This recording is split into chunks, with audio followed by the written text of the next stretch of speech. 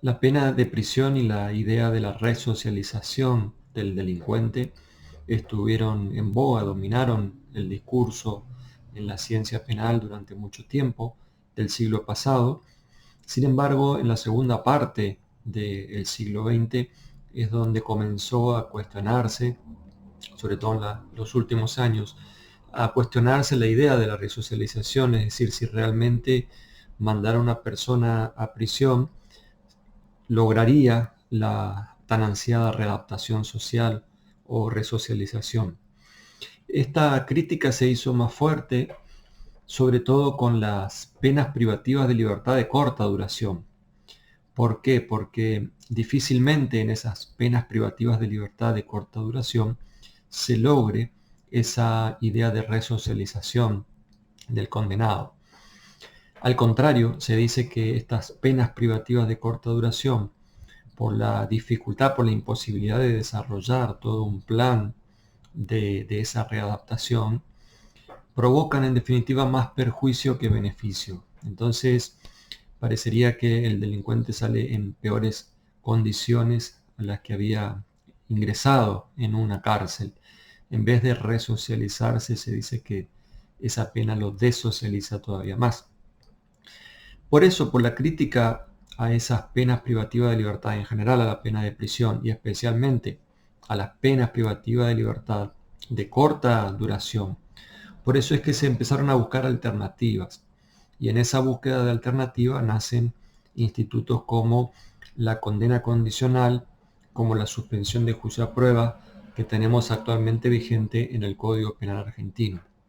Si bien cada uno de estos institutos, la condena condicional y la suspensión de juicio a prueba, tiene su origen en sistemas penales diferentes, la suspensión de juicio a prueba tiene su origen en el sistema angloamericano con la probation, por eso también se la conoce en nuestro país como probation. En realidad técnicamente se debería llamar suspensión de juicio a prueba, como lo hace la ley argentina. Y por otra parte, el instituto de la condena condicional tiene su origen en el sistema francés, europeo, de modo que tienen orígenes o antecedentes diferentes. De todas maneras, en los dos casos, la finalidad principal de estos dos institutos es evitar las consecuencias negativas que puede tener la pena privativa de libertad de corta duración. Es decir, el hecho de mandar preso a una persona que comete un delito por primera vez y tiene que cumplir una pena de, por ejemplo, 1 año de prisión. Se dice que eso sería muy perjudicial porque no solamente que no lo va a poder resocializar si es que necesita de esa resocialización, sino que por el contrario, cuando salga de esa prisión va a estar en peores condiciones para afrontar la vida social normal. Por ejemplo, seguramente que habrá perdido su trabajo y va a ser muy difícil que consiga un nuevo trabajo, vínculos familiares, la estigmatización de haber estado preso, etcétera. Son más las consecuencias negativas que las positivas. Por eso es que se buscan estas alternativas. Ahora bien, ¿qué diferencia hay de base entre la suspensión de juicio a prueba o probation y la condena condicional? La diferencia es que la suspensión de juicio a prueba, que está prevista en el Código argentino entre los artículos 76 a 78 del Código Penal, la suspensión de juicio a prueba significa la suspensión del proceso penal, es decir, al imputado no se le impone una pena, no es condenado efectivamente, sino que se suspende el proceso y se somete al imputado al cumplimiento de ciertas pautas de conducta que en caso de cumplirse van a significarle la extinción del proceso penal, lo cual significa es como si nunca hubiera tenido un proceso penal. Esto lleva a que no se considere como un antecedente condenatorio en caso de cumplir con las pautas establecidas en esas normas. En cambio, en la condena condicional se realiza el proceso penal, se hace el juicio completo, termina el juicio con una condena y esa condena, en vez de ser efectiva a cumplimiento de prisión efectivo, ir a una cárcel efectivamente, existe la alternativa de que no vaya a cumplir esa condena de prisión en forma efectiva, sino que la cumpla de modo condicional, lo cual significa otra vez se le establecen al condenado unas determinadas pautas de conducta que debe cumplir. En caso de que cumpla esas pautas de conducta en el tiempo establecido, entonces no va a ir a prisión. Pero en los dos casos se evita el cumplimiento de la pena efectiva de prisión, en eso coinciden los dos institutos, y el fundamento, es decir, el motivo, la razón de ser es la misma, evitar los efectos negativos de las penas de corta duración. La diferencia es que en un caso el sujeto es condenado, eso es la condena condicional, aunque no va preso, pero es condenado, le queda en principio un registro de antecedente, y en el caso de la suspensión de juicio a prueba, se suspende el juicio, no llega a finalizarse el juicio, y si se cumplen las pautas, es como que nunca hubiera existido para él esa causa penal, no le queda ningún registro. Bien, empezamos por la condena condicional que está prevista, como decía, en el artículo 26 y siguientes del Código Penal argentino. Es importante señalar que este fundamento de evitar las consecuencias negativas de la pena de prisión, etcétera, están mencionadas por la Corte Suprema de Justicia de la Nación Argentina en distintos fallos, por ejemplo, desde la causa Esquilario Adrián del 8 de agosto del 2006. También en esa causa Esquilario, la Corte dice que el juez o el tribunal que condene a una persona a una pena de prisión que sea de 3 años o menos, debe fundamentar el por qué la pena tiene que ser efectiva o por qué la pena tiene que ser en forma condicional. Es deber fundamentar por parte de los jueces en los dos casos.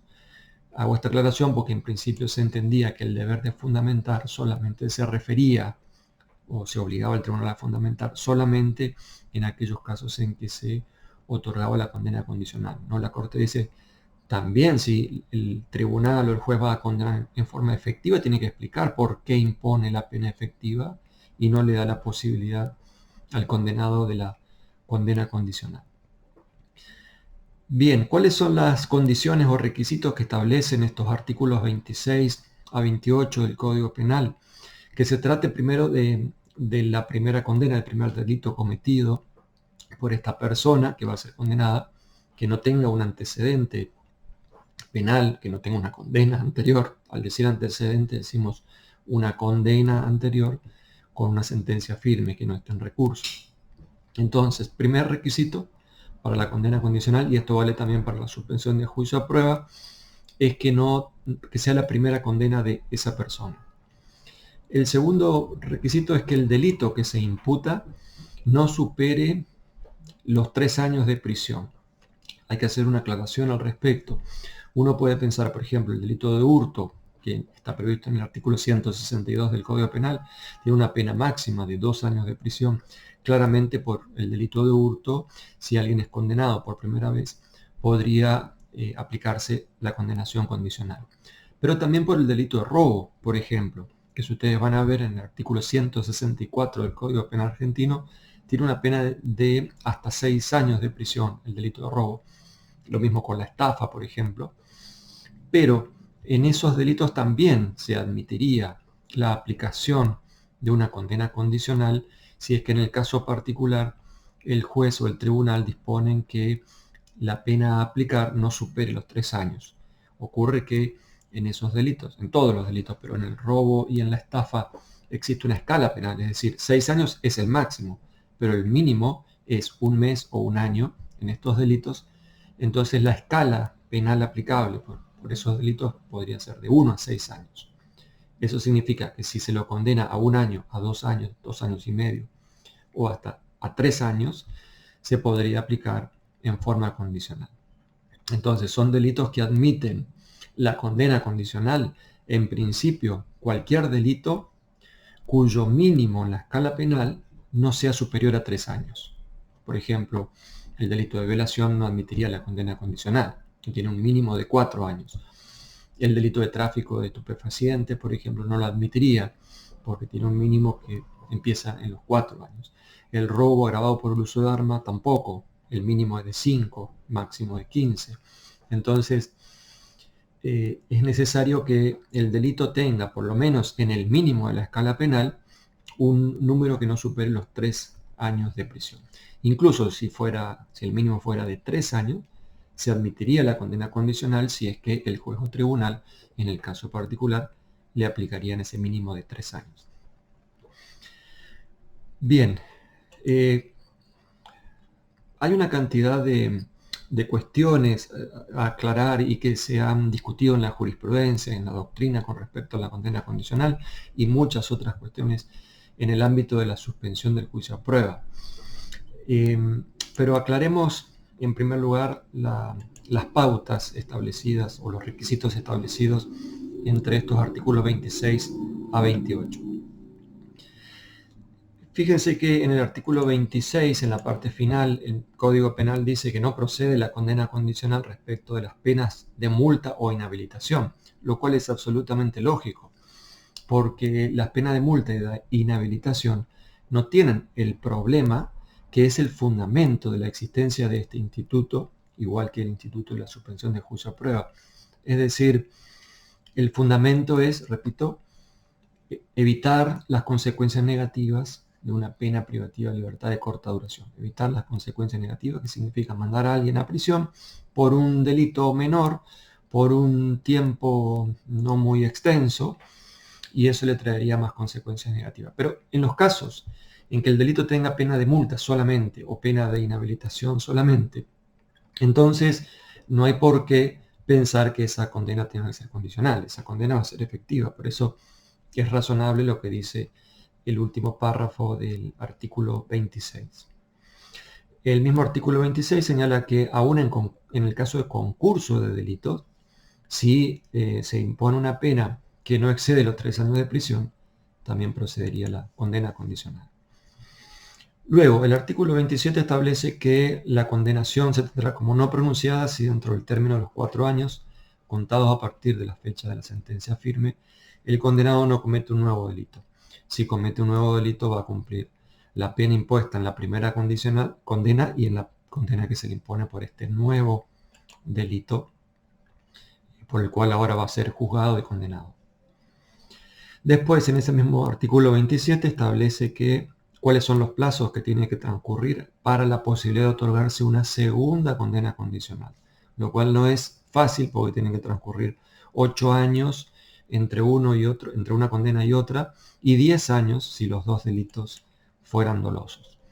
Bien, en el artículo 27 bis del Código Penal se establecen cuáles son las pautas que el juez o tribunal podría aplicar en el caso particular. Dice el 27 bis que el tribunal, durante un plazo que fijará entre 2 y 4 años, según la gravedad del delito, el condenado debería cumplir todas o alguna de las siguientes reglas de conducta, en tanto resulten adecuadas para prevenir la comisión de nuevos delitos. Y ahí comienza a enumerar una serie de pautas consideradas reglas de conducta. Por cierto, la mayoría de ellas con un carácter marcadamente paternalista, ¿no? Por ejemplo, el abstenerse de relacionarse con determinadas personas o de concurrir a ciertos lugares, de abusar de bebidas alcohólicas, asistir a la escuela primaria si es que no la tuviera cumplida, realizar estudios o prácticas para su capacitación laboral o profesional, etc. Uno podría pensar que todas estas pautas de conducta son positivas, tienen que ver con las virtudes personales, pero en definitiva también se puede cuestionar desde los principios constitucionales pensando que esto es imponerle al sujeto determinada moral que tal vez no quiera asumir. Por eso son pautas de conducta claramente paternalistas. Ahora, en la mayoría de los casos el imputado va a estar de acuerdo con aceptar estas pautas de conducta. La cuestión sería, ¿qué pasa si el juez o el tribunal pretende aplicar alguna pauta de conducta que no esté prevista en este artículo 27 bis, como ocurrió alguna vez y la jurisprudencia se discutió?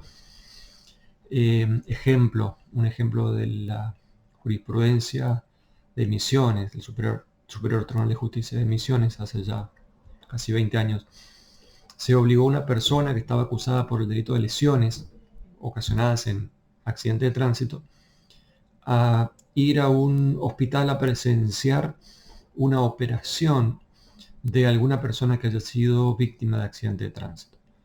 Y este imputado, que era especialmente, digamos, impresionable ante la sangre y las operaciones, etc., se negaba a cumplir con esa pauta de conducta e invocaba que no estaba prevista en el artículo 27 bis. Entonces, ahí hay un motivo para discutir. ¿Puede el juez establecer pautas que no estén en el 27 bis? Y además, ¿puede imponer este tipo de conductas que tal vez puedan afectar hasta la dignidad de una persona? Porque esa persona puede decir: yo estoy dispuesto a trabajar, a hacer trabajo comunitario, ir a la escuela, no cometer delitos, no consumir estupefacientes, etcétera, pero ir a presenciar una operación es algo que no podría resistir, ¿no? Bien, entonces se discute primero, por el principio de legalidad no deberíamos salir de las pautas que están establecidas en el artículo 27 bis. Salvo es un principio que está establecido en la Constitución Nacional y es un principio, como todos, a favor del imputado. Ahora, distinto sería si es el imputado quien propone alguna pauta y el tribunal y el fiscal que tienen que intervenir en la causa estuvieran de acuerdo. Ahí no habría afectación al principio de culpabilidad, por lo tanto, en ese caso considero que sí se podría aplicar una pauta que no esté prevista en el artículo 27 bis. Obsérvese que el 27 bis en la parte final dice: las reglas pueden ser modificadas por el tribunal según resulte conveniente al caso. Pero ojo, porque eso no significa que se pueda aplicar cualquier pauta de conducta que no esté ahí establecida y con la que el imputado tenga alguna objeción razonable que hacer. Bien, si es requisito entonces para que se cumpla con la condena condicional, que el condenado cumpla con todas estas pautas que se le hubieran impuesto. En caso de que no cumpla con estas reglas de conducta que se le habían impuesto, en ese caso el condenado deberá cumplir la pena en forma efectiva. Bien, eso es en resumen la condena condicional. Puede haber una cantidad de cuestiones a discutir, pero en resumen es lo más importante y es la explicación y fundamentación de este instituto. Similar a la suspensión de juicio a prueba, que está prevista en el artículo 76 bis del Código Penal y hasta el artículo 78.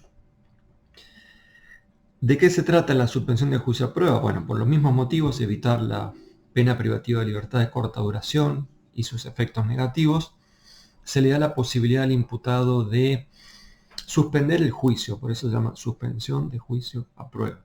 Se suspende el juicio, no se llega a la condena. Esa suspensión de juicio no significa para el imputado una declaración de culpabilidad, ni puede significar una presunción de culpabilidad. El imputado tiene derecho, tampoco es un beneficio que el Estado le otorga, es un derecho. Tiene derecho a suspender el juicio y ofrecerse el cumplimiento de las pautas y condiciones que están establecidas en el artículo 76 bis del Código Penal. ¿En qué caso se puede otorgar? Bueno, otra vez, primer delito, es decir, que no tenga condena anterior el imputado, que el delito no supere en su mínimo los 3 años de prisión. En esto, igual que la condena condicional. Observen que el artículo 76 bis tiene 4 párrafos. En el primero habla de un delito de acción pública reprimida con pena de prisión, cuyo máximo no exceda de 3 años. Pero en el párrafo cuarto, este artículo 76 bis establece, sin embargo, un supuesto en el que procede también la suspensión de juicio a prueba en la medida en que proceda la condena condicional del artículo 26 del Código Penal. Entonces, la regla es: procede la suspensión de juicio a prueba en todos los casos en que proceda la condena condicional. Ahora, hay otras exigencias para la suspensión de juicio a prueba que tiene que ver con el consentimiento del fiscal en casos de de los supuestos del cuarto párrafo se exige expresamente consentimiento del fiscal. El fiscal podría decir que no está de acuerdo. El fiscal, como representante de la acción penal, como representante de los intereses del Estado, podría decir que no está de acuerdo en el caso particular con que se otorgue este derecho de la suspensión de juicio a prueba. Pero en ese caso el tribunal tendría que decir que no lo va a otorgar, ¿no? Pero en ese caso el fiscal, si no está de acuerdo con la concesión, tiene que justificar. Es decir, tendrá que argumentar razonablemente por qué no va a conceder o no va a admitir que en ese caso particular se conceda la suspensión de juicio a prueba. Esto es un requisito que, aunque no esté expresamente establecido en el texto del 76 bis, es un requisito agregado por la jurisprudencia de los distintos tribunales de nuestro país. Es decir, no basta con que el fiscal diga no estoy de acuerdo, no, tiene que explicar y decir en el caso particular por qué no está de acuerdo. Tampoco bastaría con decir que es un delito grave, porque si en principio todos los delitos son graves. Pero si además es un delito por el cual procede la condena condicional, se supone que por lo menos el mínimo no excede de los 3 años, o sea que no estaríamos hablando de un homicidio, de una violación, un robo agravado por uso de armas. De modo que la explicación, repito, tiene que ser una explicación o argumentación razonable.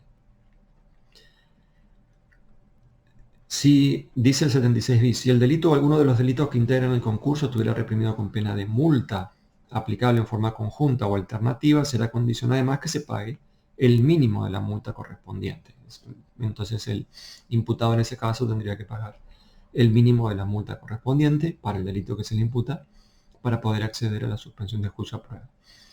¿Qué ocurre o ocurrió en algún caso? Que el imputado no tiene recursos económicos para pagar. ¿Y qué ocurriría si no tiene recursos económicos para pagar ese mínimo de la multa? Es que va a ir a prisión efectiva o podría ir a prisión efectiva por no aplicarse este instituto que sí se aplica a otra persona que tiene los recursos económicos para pagar. Entonces, por eso se consideró que cuando el sujeto no tiene recursos económicos sería inconstitucional no permitírsele el beneficio de la suspensión de juicio a prueba, o el derecho, mejor dicho, de la suspensión de juicio a prueba, porque estaríamos tratando de distinta manera y se afectaría el principio de igualdad ante la ley. Como requisito también exige el 76 bis que el imputado abone a favor del Estado los bienes que serían decomisados en caso de que recayera la condena. No procede la suspensión de juicio a prueba cuando el funcionario público en ejercicio de sus funciones hubiere participado en el delito. En esto es diferente a la condena condicional.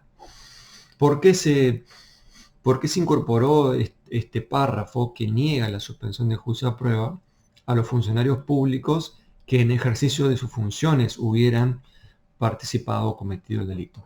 La idea es tratar con mayor rigor a los funcionarios públicos en la medida en que están ejerciendo una tarea en la administración por encargo de la ciudadanía. Entonces el fundamento es ser más rigurosos con esas personas que cumplen esa función pública. Ahora, primero, tiene que ser un delito cometido o una participación en un delito cometido en ejercicio de la función pública. O sea, no es que, por ejemplo, un diputado provincial o nacional que comete o que es imputado, mejor dicho, por un homicidio culposo, delito por el cual procedería la suspensión de juicio a prueba para cualquier ciudadano.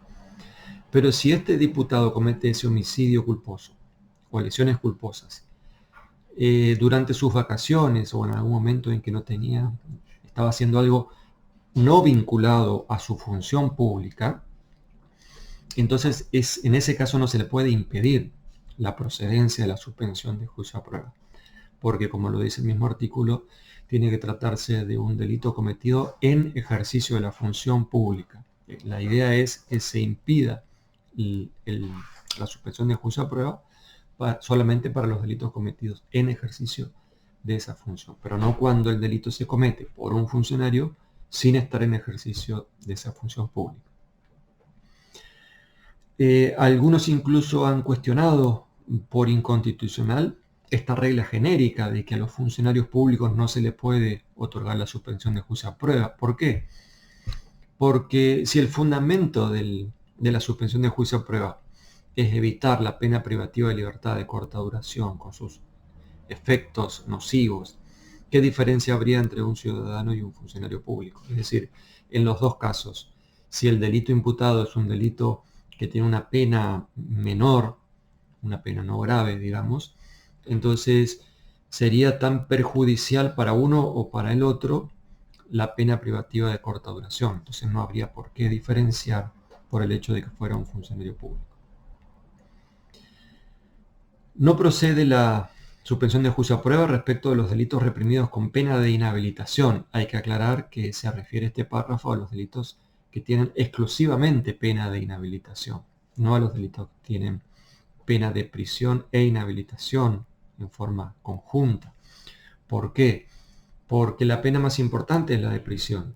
Y si el argumento, el fundamento de la suspensión de juicio a prueba, repito, es evitar los efectos nocivos de las penas de corta duración, ¿cómo sería lógico que se impida acceder a la evitación de esa pena más grave porque hay otra pena que es menor, de menor entidad, digamos, a la que haría referencia a este párrafo del 76? Entonces se entiende que no procede la suspensión de juicio a prueba cuando la pena de inhabilitación es pena única. Si es conjunta, entonces sí procede la suspensión de juicio a prueba. Y ahí viene otro problema, ¿cómo se hace con la inhabilitación? Por ejemplo, esto ocurre con el artículo 84 del Código Penal, el homicidio culposo. Si alguien está imputado por el delito de homicidio culposo, podría pedir la suspensión de juicio a prueba. La cuestión es qué hacemos con la pena de inhabilitación que tiene prevista ese 84 bis para no manejar un vehículo, por ejemplo. Bien, si el imputado voluntariamente se ofrece a la autoinhabilitación, es decir, se ofrece a autoinhabilitarse solicitando la suspensión de juicio a prueba, el tribunal generalmente lo ha concedido. La cuestión es qué pasa si el imputado no ofrece autoinhabilitarse y esa inhabilitación es impuesta por el tribunal como una de las pautas que están establecidas en el artículo 27 que se pueden aplicar también en la suspensión. Bien, ahí se discutió en algunos casos si eso no sería inconstitucional, porque se estaría haciendo efectiva una pena, que es la pena conjunta, la de inhabilitación, cuando el sujeto todavía no tiene una condena, cuando el sujeto todavía es inocente desde los principios constitucionales. El 76 ter del Código Penal establece el tiempo de la suspensión de juicio a prueba, que será fijado, dice, entre 1 y 3 años según la gravedad del delito. El tribunal establecerá las reglas de conducta que deberá cumplir el imputado conforme a las pautas del artículo 27 bis. Y durante este tiempo se suspende la prescripción de la acción penal. Bien, si durante el tiempo fijado por el tribunal el imputado no comete un delito y cumple con todas las pautas establecidas, se extingue la acción penal. Eso significa que no existió nunca una causa penal para ese imputado, no le quedan registros condenatorios. En caso contrario, si así no cumple con las pautas, se lleva a cabo el juicio y si el imputado fuere absuelto, se le devolverán los bienes abandonados a favor del Estado y la multa pagada, pero no podrá pretender el reintegro de las reparaciones cumplidas. Esas reparaciones, aclaro, puede tratarse de un ofrecimiento económico, es decir, entre las pautas de las que se habla para proceder a la suspensión de juicio a prueba, no solamente no cometer un nuevo delito, realizar trabajo comunitario puede ser una de las pautas, o también puede ser ofrecer una reparación a la víctima, por ejemplo, que no necesariamente esa reparación que se ofrece a la víctima tiene que equivaler económicamente a el valor de la reparación civil que correspondería en este caso. ¿Por qué? Porque el otorgamiento de la suspensión de juicio a prueba y aún aceptación de parte de la víctima o supuesta víctima del delito de una determinada suma de dinero o reparación económica, eso no significa que se esté de esa forma renunciando a la acción civil. Le queda expedita a la víctima la acción civil para ejercerla en el ámbito del derecho civil.